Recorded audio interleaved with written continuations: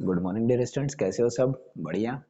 अपन chemical bonding के बारे में बात कर रहे थे और केमिकल बॉन्डिंग में अपन ने बहुत सारे कॉन्सेप्ट जो है पढ़ लिए हैं। आई होप आपको समझ में भी आ गए होंगे। और अब अपन आगे कुछ और कॉन्सेप्ट्स पढ़ेंगे। जैसे अपन हाइब्रिडाइजेशन कैलकुलेट करना सीख रहे थे, तो मैंने आपको हाइब्रिडाइजेशन कैलकुलेशन करने की दो तरह की ट्रिक्स बताई थी। उनमें से एक ट्रिक्स जो है वो प्रोसीजर बेस्ड थी और एक ट्रिक्स जो डायरेक्ट आप लगा सकते थे।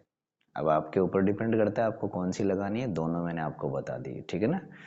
तो उसी सीरीज में अपन आगे बढ़ेंगे और कुछ स्पीसीज होती है जिनके जो हाइब्रिडाइजेशन है वो कैटायनिक कंडीशन में और एनाइक कंडीशन में अलग अलग आते हैं। तो उनको हमको ध्यान रखना जरूरी है। तो उनके बारे में आज अपन डिस्कस करेंगे। तो आप कॉपी और पेन लेके बैठेगा और आइए अपन समझते हैं। देखिए, जैसे मैंने एक स्पीसी ली जिसका नाम है PBr5। स्पीसी है अपने पास में PBr5 सॉलिड, ये स्पीसी है आपके पास। अब इस PBr5 जो है इसके क्या क्या जो है कैटायनिक और एनायनिक पार्ट हो सकते हैं और कैटायनिक और एनायनिक पार्ट्स का हाइब्रिडाइजेशन अलग अलग होता है। ये आप लोगों को ध्यान रखना है। क्लियर है? तो देखिए क्या होता है। इसका कैटायनिक पार्ट होता है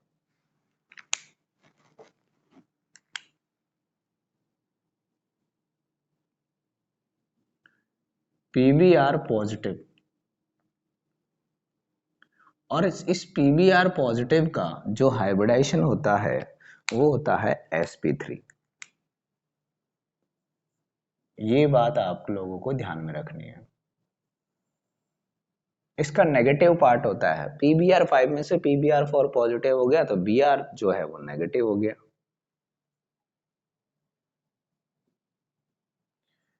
क्लियर है? और इसका कोई हाइब्रिडेशन लक्ष्य निकलेगा नहीं। आगे बात समझ में आप लोगों को। दूसरा मैं स्पीसी ले सकता हूं XeF6। अपने पास में एक स्पीसी है XeF6,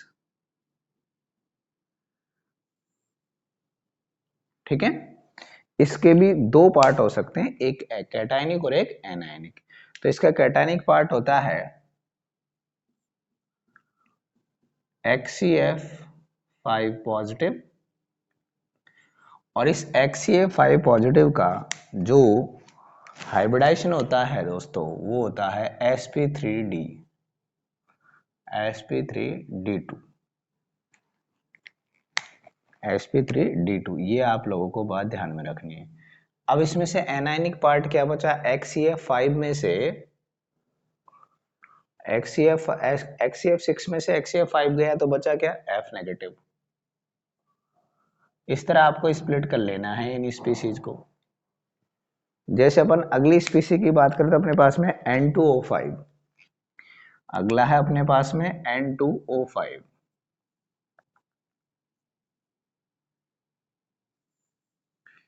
यदि अपन इसके कैटायनिक को एनायनिक पार्ट यदि स्प्लिट करें तो एक तो बनता है NO2 पॉजिटिव।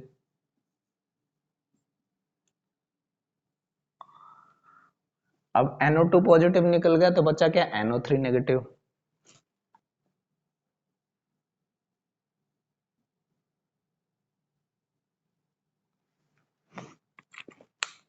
अब NO2 पॉजिटिव और NO3 नेगेटिव में हाइब्रिडाइजेशन क्या होगा?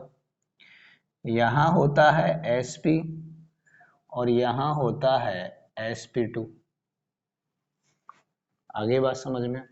इस तरह से आपको इन चीजों को ध्यान में रखना है। आप वो मेथड्स लगा सकते हो जो मैंने लगाए थे, कोई दिक्कत नहीं, बड़ी बात नहीं।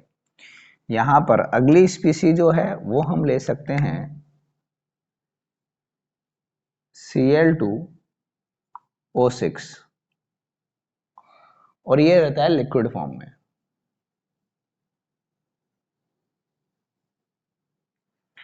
अब इसका कैटायनिक पार्ट होता है ClO2 पॉजिटिव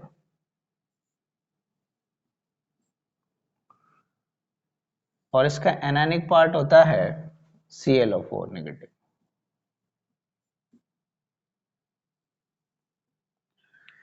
और इन दोनों कंडीशंस में यहां sp2 हाइब्रिडाइजेशन होता है और यहां पर sp3। क्लियर है? ClO6 के बनेंगे ClO2 पॉजिटिव जिसमें sp2 हाइब्रिडाइजेशन होगा और ClO4 नेगेटिव जिसमें sp3 हाइब्रिडाइजेशन होगा। क्लियर है? एक अपन ने पहले ही पढ़ लिया है, फिर मैं बता देता हूं कि I3 मोल्टन होता है, I3 मोल्टन, I3 इन मोल्टन फॉर्म। एग्जाम्पल ले सकते हो आप, ठीक है। I3 जो है उसमें क्या क्या बन सकता है देखिए,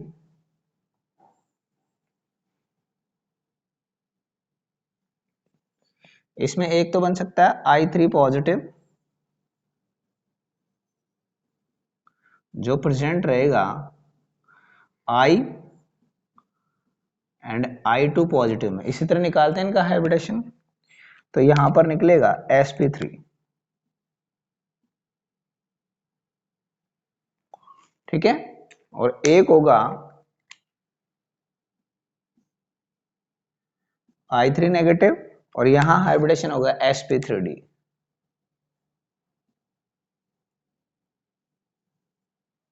ठीक है, तो इस तरह से ये कुछ स्पीसीज है जिनके मैंने आपको बताया कि किस तरह से हम इनके कैटाइन और एनायनिक पार्ट जो है उनके हाइब्रिडाइजेशन चेक कर सकते हैं। ओके, फटाफट आप इसे लिखें फिर अपन इसको आगे बढ़ाएंगे।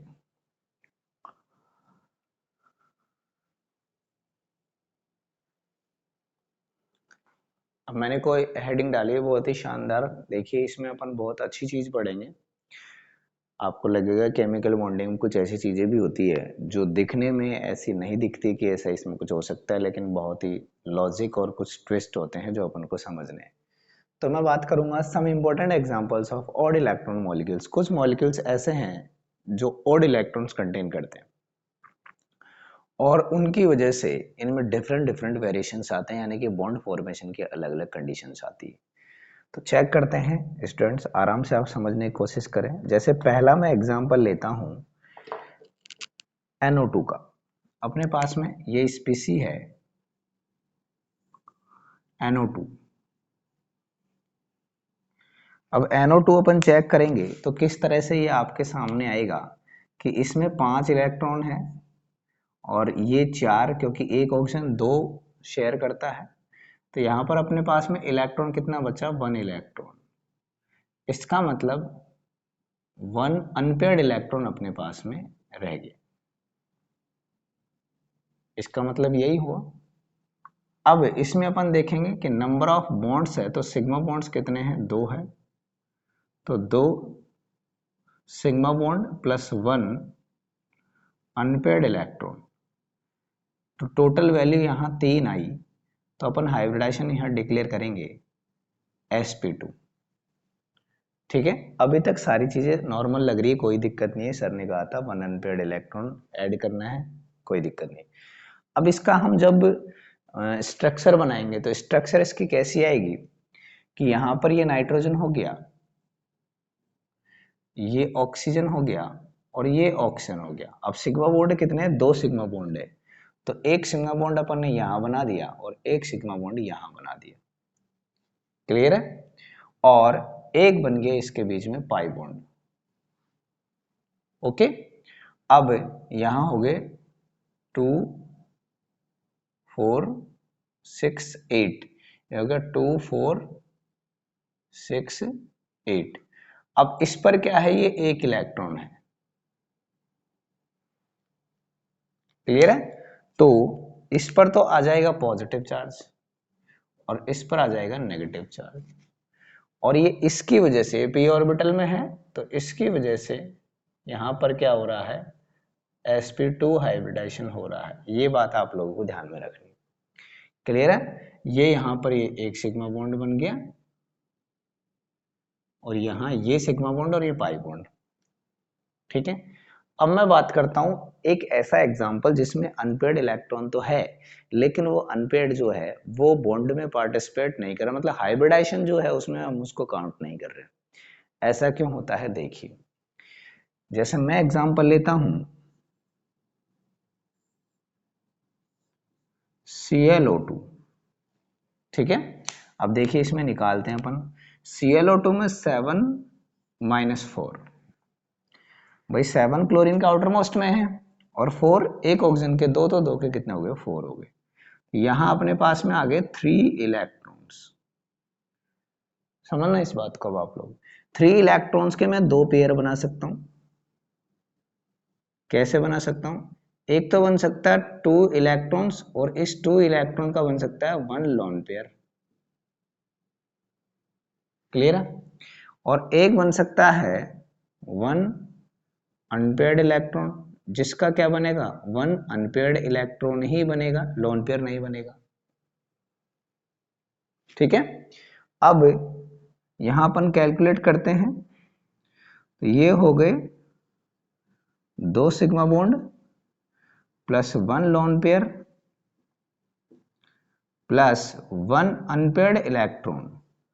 ऐसा होना चाहिए था, लेकिन स्टूडेंट्स यहां आप लोगों को ध्यान रखना है कि इसको हम काउंट नहीं करते। ऐसा क्यों होता है अभी मैं स्ट्रक्चर से बता रहा हूं। फिलहाल तो आपको यहां वैल्यू रखनी है कितनी, यहां वैल्यू आएगी 2 सिग्मा 1 लोन पेयर यानी 3, मतलब यहां हाइब्रिडेशन आएगा sp2। क्या आपको इतनी बात समझ में आ गई? अब मैं इसकी स्ट्रक्चर बना के दिखा रहा हूं कि ऐसा क्यों हुआ कि हमने 1 अनपेयर्ड इलेक्ट्रॉन यहां तो पार्टिसिपेट कर रहा था और यहां इसको हाइब्रिडेशन में काउंट किया, लेकिन इसको काउंट नहीं किया। ऐसा क्यों हुआ? यदि हम इसको काउंट करते तो 4 वैल्यू आती और sp3 हाइब्रिडेशन होता, लेकिन ऐसा नहीं हुआ। हमने क्या किया कि इस 1 अनपेयर्ड इलेक्ट्रॉन को काउंट नहीं किया। ऐसा क्यों है समझिए। जैसे देखो क्या होता है कि ये अपने पास में Cl है, ये ऑक्सीजन और ये ऑक्सीजन। ठीक है, अब कितने बॉन्ड है सिग्मा, 2, तो मैं 2 सिग्मा बॉन्ड बना देता हूं। एक सिग्मा बॉन्ड ये रहा, एक सिग्मा बॉन्ड ये रहा। ठीक है, एक लोन पेयर है तो यहां पर एक ये पाई बॉन्ड और बन गया, ये पाई बॉन्ड बन गया।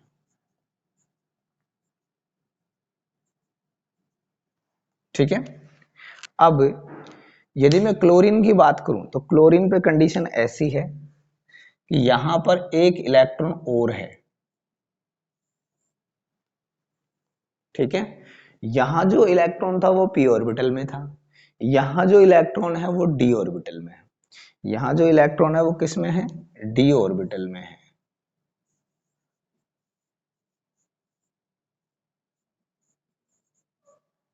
अब ये d ऑर्बिटल का इलेक्ट्रॉन जो है वो क्या करता है, समझना इस बात को अच्छे से।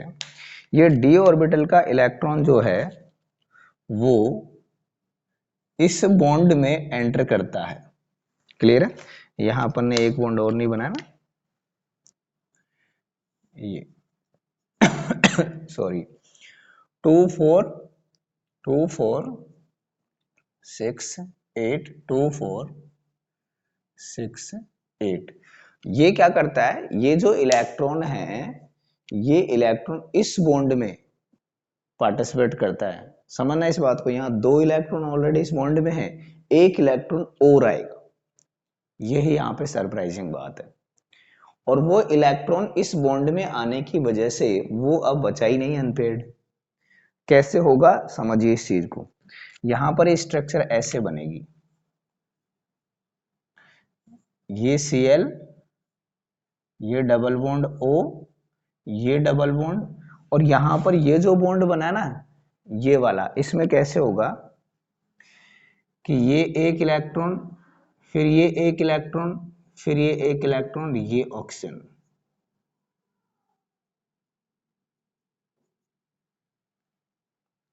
आगे बात समझ में। और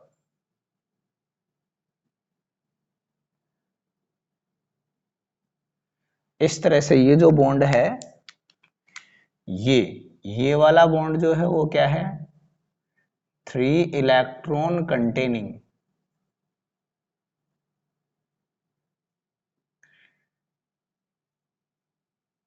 बॉन्ड। ये बात आप लोगों को ध्यान में रखनी है। तो ये एक ऐसा स्पेसिफिक केस है जिसमें आपको देखने को मिलेगा कि एक बॉन्ड ऐसा है जिसमें उस अनपेयर्ड इलेक्ट्रॉन को, ये जो अनपेयर्ड इलेक्ट्रॉन बचा था उसको काम में ले लिया। यहाँ p ऑर्बिटल का था, ये काम में नहीं ले सकता, लेकिन d ऑर्बिटल में ये आराम से इसको काम में ले सकते हैं। क्लियर है, इसीलिए हमने इसको यहाँ पर काउंट नहीं किया है। आप फटाफट इसको लिखें, फिर मैं कुछ और एग्जांपल से एक आध वो आपको अच्छे समझाता हूँ।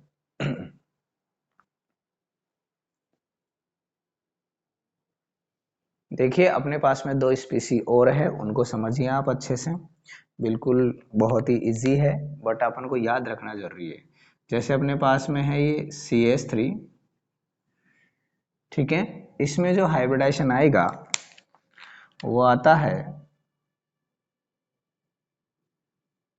sp2, ठीक है। वैसे तो 3 सिग्मा बॉन्ड और एक ही sp3 होना चाहिए था, लेकिन ऐसा नहीं होता है। उसकी स्ट्रक्चर से इसकी से पता चलेगा। इसकी स्ट्रक्चर क्या होती है, यहाँ पर ये कार्बन है तो यहाँ हाइड्रोजन, यहाँ हाइड्रोजन, यहाँ हाइड्रोजन, और ये p ऑर्बिटल में जो है ये इलेक्ट्रॉन रहता है।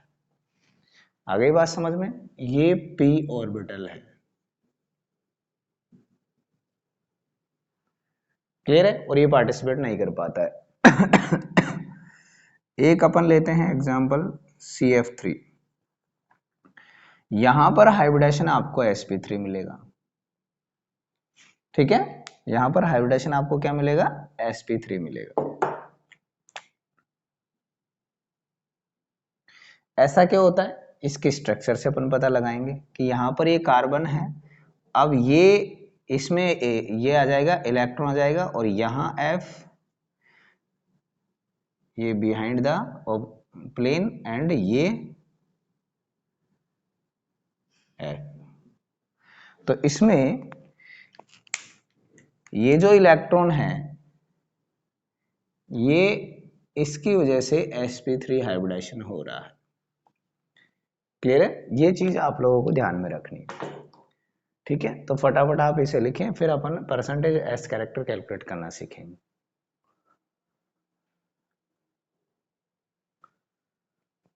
अब अपन बात करेंगे percentage S character, P character और डी कैरेक्टर से अपन कैसे कैलकुलेट करते हैं। तो सबसे पहला मैं लेता हूं यहां पर sp हाइब्रिडाइजेशन। sp हाइब्रिडाइजेशन में जब अपन कैलकुलेट करेंगे परसेंटेज एस कैरेक्टर, तो देखिए percentage S equal to 1/2, S एक है और टोटल कितने हैं, 2 है। सॉरी, तो यहां आ गया 50%। यदि मैं परसेंटेज पी कैरेक्टर इसमें कैलकुलेट करूं तो 1/2 इंटू 100 यानी कि 50%, ठीक है। दूसरा अपन हाइब्रिडाइजेशन ले लेते हैं sp2,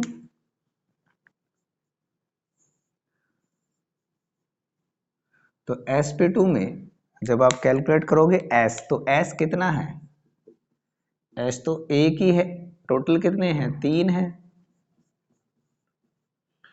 ठीक है। तो यहां पर आप क्या जाएंगे 33.33%, ठीक है। और यदि मैं परसेंटेज पी कैरेक्टर करूं तो पी कितने, 2 है, टोटल कितने हैं, 3 हैं, तो यह आ जाएगा 66.66%। अब मैं ले लेता हूं जैसे sp3 ले लेता हूं यहाँ पे,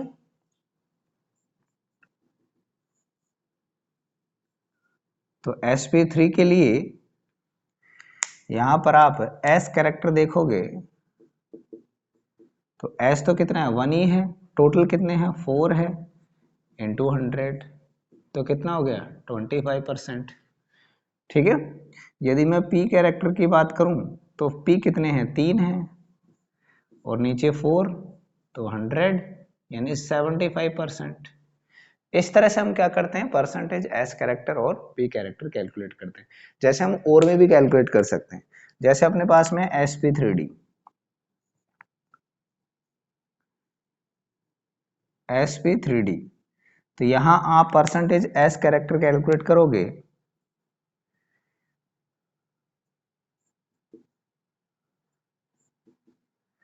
परसेंटेज एस कैरेक्टर कैलकुलेट करोगे आप तो देखोगे यहां पर कि एस कितना है, 1 है, टोटल कितने हैं, 1 2 और 3 5, तो इनटू क्या कर देंगे, 100 कर देंगे। ऐसे पी परसेंट पी कैरेक्टर आप कैलकुलेट करोगे तो पी कितने हैं, 3 हैं, टोटल कितना है 5 इंटू 100 कर दोगे, ठीक है ना। जैसे यहाँ पर कितना आ जाएगा 20% आ जाएगा, यहाँ पर कितना आ जाएगा, ये हो गए 20, 60% हो गया, ठीक है। और परसेंट डी अपन करेंगे तो 1/5 इंटू 100, तो ये आ गया 20%, ठीक है। जैसे अपन ले लेंगे sp3d2, अपन ने लिया sp3d2, तो यहां पर आप कैलकुलेट करोगे तो परसेंटेज s बराबर 1 बाई कितने हैं 3, 2 5 और 1 6, तो 6 इंटू 100। ऐसे ही परसेंट p करने के लिए 3/6 इंटू 100, और परसेंट डी के लिए 2/6 इंटू 100। इस तरह से आप क्या कर लोगे, कैलकुलेट कर लोगे इन चीजों को,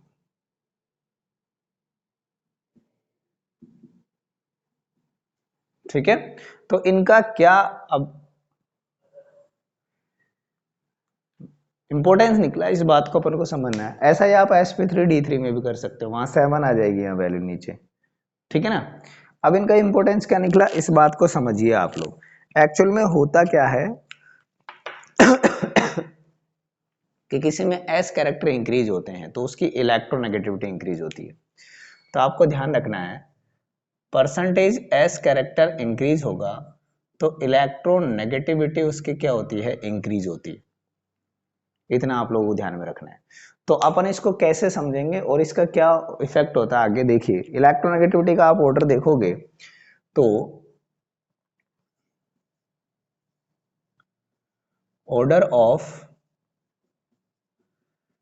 इलेक्ट्रोनेगेटिविटी कुछ इस तरह से रहता है कि जैसे अपने पास में है एस पी में एस कैरेक्टर सबसे ज्यादा होगा तो एस पी में इलेक्ट्रोनेगेटिविटी सबसे ज्यादा, फिर sp2 और फिर sp3। ये ऑर्डर आपको ध्यान में रखना है। ओवरऑल इलेक्ट्रोनेगेटिविटी में आपको बताऊं तो आपको ऐसे याद रखनी है कि फ्लोरीन की सबसे ज्यादा होगी, फिर ऑक्सीजन की, उसके बाद में कार्बन sp, फिर नाइट्रोजन, उसके बाद में कार्बन sp2, उसके बाद में कार्बन sp3। ये आपको ध्यान रखना है। ये है order of overall electronegativity.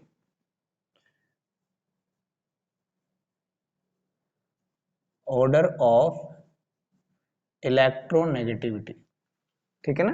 Fluorine की सबसे ज्यादा, ऑक्सीजन की फिर उससे कम, कार्बन यदि sp हाइब्रिडाइज्ड है तो उसकी ज्यादा है नाइट्रोजन से, फिर नाइट्रोजन से कम है कार्बन sp2 हाइब्रिडाइज्ड की, और सबसे कम हो गई कार्बन sp3 हाइब्रिडाइज्ड की। क्लियर है, ये बात आप लोगों को ध्यान में रखनी है। अब आपको यहाँ एक चीज समझनी है कि परसेंटेज s कैरेक्टर इंक्रीज होता है तो जैसे sp है तो sp में ये बल्कीनेस ज्यादा होगी, जो हाइब्रिड ऑर्बिटल बनेगा वो कुछ इस तरह से बनेगा, ठीक है, मोटा होगा। यदि sp2 की बात करूं मैं तो कुछ इस तरह से होगा, ठीक है। और sp3 की यदि मैं बात करूं तो कुछ इस तरह से होगा। तो ये हो गया sp का, ये हो गया sp2 का, और ये हो गया sp3 का। इसका मतलब ये हुआ कि s कैरेक्टर इंक्रीज होता है तो बल्कीनेस इंक्रीज होता है, ठीक है, यानी थिकनेस होगी, ठीक है ना। और यदि p कैरेक्टर इंक्रीज होता है तो लॉन्गिविटी बढ़ेगी, यानी कि लंबा होगा, यानी थिननेस बढ़ेगी। तो आप ऐसे लिख सकते हो कि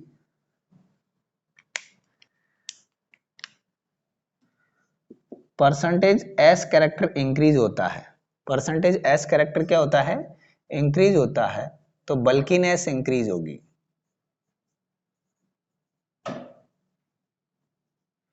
और थिकनेस इंक्रीज होगी।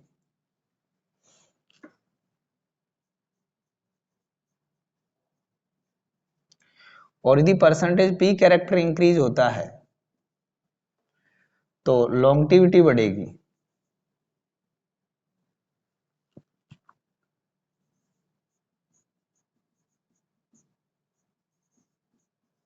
और थिननेस इंक्रीज होती है। ये बात आप लोगों को ध्यान में रखना है। क्लियर है? तो जैसे अपन कुछ कार्बन देखे कि उनमें कौन कौन से में sp होता है, कौन कौन से में sp2 होता है। तो ये अपने पास में है CH triple bond CH, CH2 double bond CH2, CH3 single bond CH3। तो यहाँ पर ये देखो, ये वाला कार्बन जो है वो sp हाइब्रिडाइज्ड है, ये वाला भी sp है, ये sp2 है, ये sp2 है, ये sp3 है और ये sp3 है। इस तरह से आपको इनको देखना है। ओके, फटाफट आप इसे लिखें, फिर अपन इसमें और आगे बढ़ेंगे।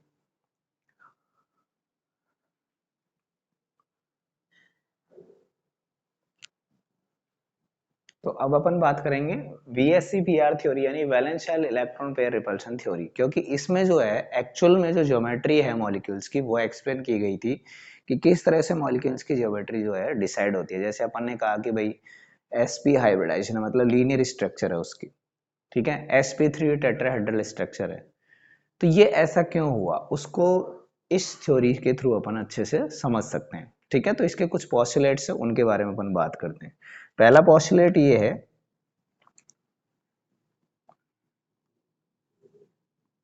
The shape of molecule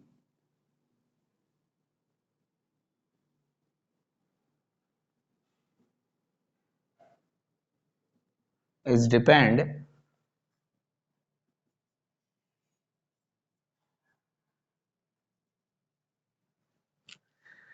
on valence shell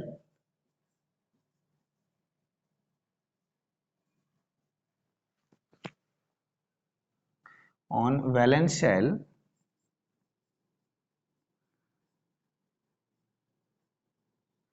electrons of central atom of molecule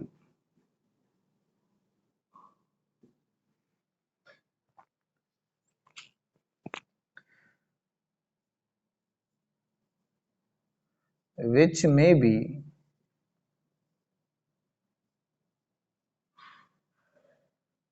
bonded or non bonded। पहला पॉस्टुलेट ये कहता है कि जो मॉलिक्यूल्स की शेप होगी वो इस बात पर डिपेंड करेगी कि जो मॉलिक्यूल है उसमें सेंट्रल एटम है उसके वैलेंस शेल में कितने इलेक्ट्रॉन है। अब वो बॉन्डेड भी हो सकते हैं और नॉन बॉन्डेड भी हो सकते हैं। क्लियर है? दूसरा पॉस्टुलेट क्या कहता है? दूसरा पॉस्टुलेट कहता है the bonded electron pair, the bonded electrons pair and non-bonded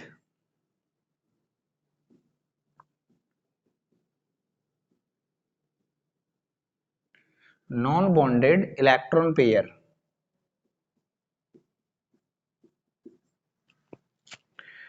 will repel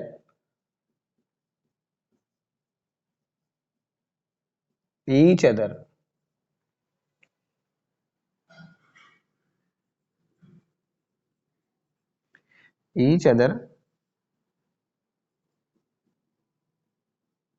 since their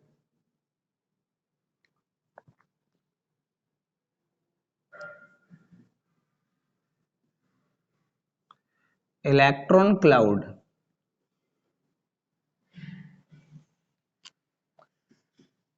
is negatively charged।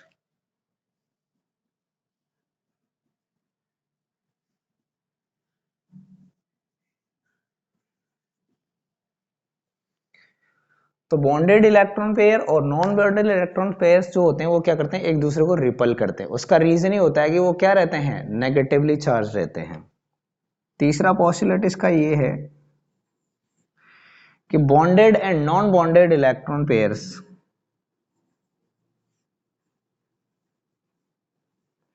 bonded and non-bonded electron pairs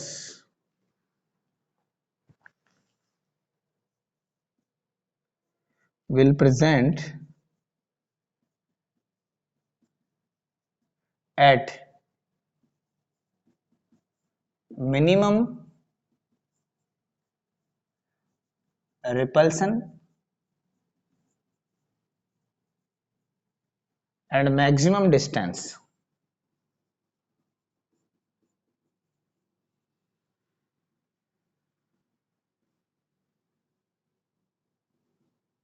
from each other। क्या होगा कि वो क्या करते हैं कि एक दूसरे से मैक्सिमम डिस्टेंस पे रहने की कोशिश करते हैं ताकि उनके बीच में जो रिपल्सन है वो क्या हो सके, कम से कम हो सके। तो मैं वापस तीनों के एक बार फिर रिपीट कर रहा हूँ। पहला पॉस्टुलेट ये है कि शेप जो होती है वो डिपेंड करती है, मॉलिक्यूल की शेप डिपेंड करेगी कि वो जो मॉलिक्यूल है उसके सेंट्रल एटम के वैलेंस एंड में कितने इलेक्ट्रॉन्स है, may be bonded may be non bonded. दूसरा है बॉन्डेड और नॉन बॉन्डेड जो होते हैं वो क्या करते हैं, एक दूसरे को रिपेल करते हैं क्योंकि वो खुद क्या होते हैं, नेगेटिवली चार्ज होते हैं। तीसरा है कि बॉन्डेड और नॉन बॉन्डेड इलेक्ट्रॉन पेयर्स जो होते हैं वो क्या करते हैं, मैक्सिमम डिस्टेंस पे और मिनिमम रिपल्सन पर रहने की कोशिश करते हैं ताकि वो क्या हो सके, स्टेबल हो सके।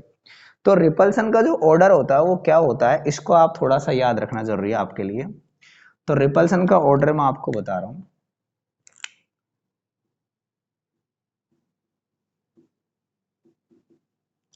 रिपल्सन ऑर्डर ये आपको याद होना चाहिए, ठीक है। तो रिपल्सन ऑर्डर आप ऐसे याद रखोगे, फर्स्ट जो है वो है लोन पेयर। लोन पेयर में सबसे ज्यादा रिपल्सन होगा। लोन पेयर मतलब ऐसा पेयर ऑफ इलेक्ट्रॉन जो बॉन्ड में पार्टिसिपेट नहीं करता है। मैं इसके डेफिनेशन पहले आपको बता चुका हूं। उसके बाद में उससे कम रिपल्सन होगा lone pair and single bond pair. मतलब एक बॉन्ड जो बना है उसका पेयर, लोन पेयर और सिंगल बॉन्ड पेयर। उसके बाद में single bond pair and single bond pair. Clear है। दूसरा जो हमें ऑर्डर याद रखेंगे कुछ इस तरह से कि सिंगल बॉन्ड पेयर, पहले lone pair, lone pair, single bond pair. उसके बाद में ये सिंगल बॉन्ड पेयर वाला जो होता है वो अप्रोक्सीमेट इक्वल होगा डबल बॉन्ड पेयर के, और ये जो है सिंगल बॉन्ड पेयर के बराबर रहेगा। आगे बात समझ में। तीसरी कैटेगरी आपकी हो सकती है, तीसरा आप कैसे ध्यान रखोगे कि डबल बॉन्ड पेयर और डबल बॉन्ड पेयर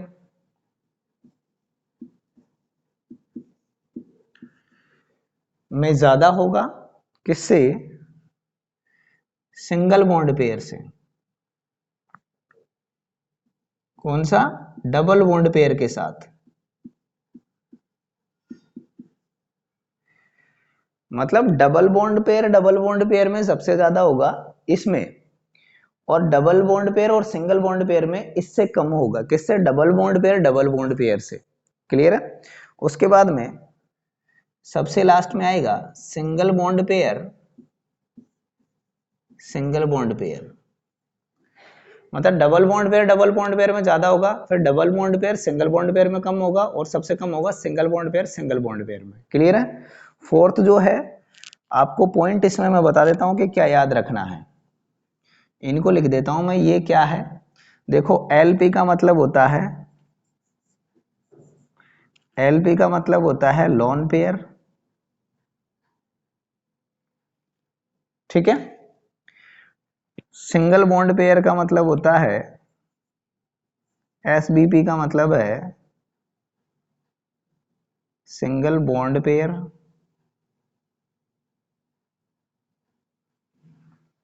ठीक है।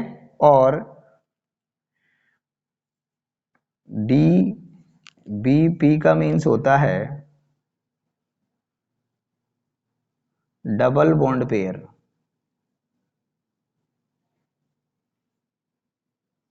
ये ऐसे आप लोगों को ध्यान में रखना है।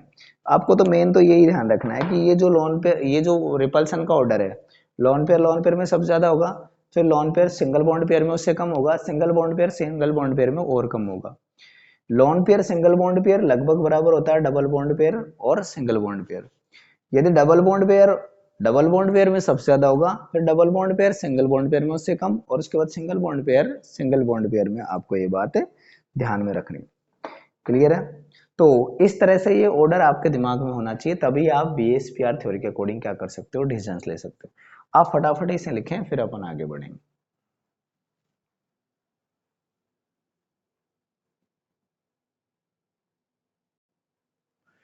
अब मैं वीएसपीआर थ्योरी के बेसिस पे कुछ मॉलिक्यूल्स जो हाइब्रिडाइजेशंस हैं उनमें मॉलिक्यूल्स की ज्योमेट्री आपको बता रहा हूँ, फिर अपन इनको डिटेल में डिस्कशन करेंगे।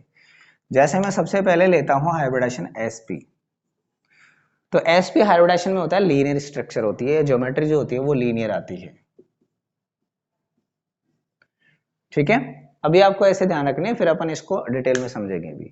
अपने पास में है sp2 हाइब्रिडाइजेशन आ जाता है, तो आपको ध्यान रखना है कि ट्राइगोनल प्लेनर होती है ये।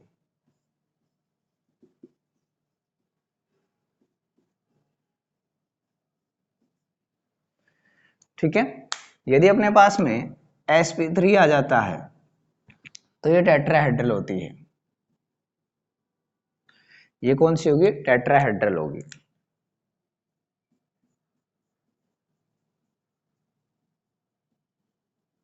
ठीक है, और भी इनमें बनती है ज्योमेट्री, वो अपन चेक करेंगे कैसे होता है वो सब। यदि अपने पास में sp3d आ जाता है, sp3 हाइब्रिडाइजेशन है, तो इसका मतलब होगा TBP इसको अपन बोलेंगे, यानी ट्राइगोनल बाइपिरामिडल।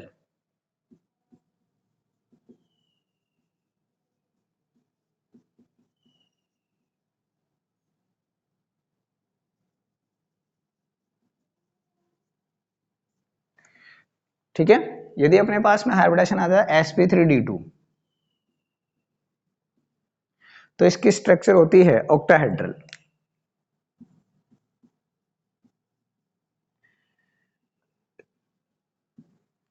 और यदि अपने पास में आ जाता है sp3d3, तो ये होती है pbp।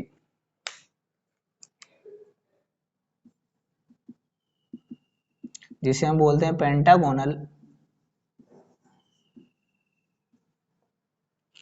बाइपिरामिडल।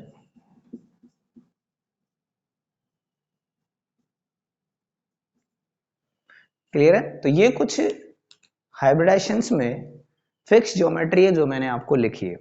अब अपन वीएसपीआर के हेल्प से इनको डिटेल में समझेंगे कि ये किस किस फॉर्म में चेंज हो सकती है, कैसा क्या हो सकता है। ओके, तो आप फटाफट इसे लिखें और वीडियो को ज़्यादा से ज़्यादा शेयर करें, और नोट्स नहीं बनाया तो नोट्स बना लें, और चैनल को अब तक सब्सक्राइब नहीं किया है तो कर लें, और ज़्यादा से ज़्यादा बच्चों तक पहुँचाएं। Thank you.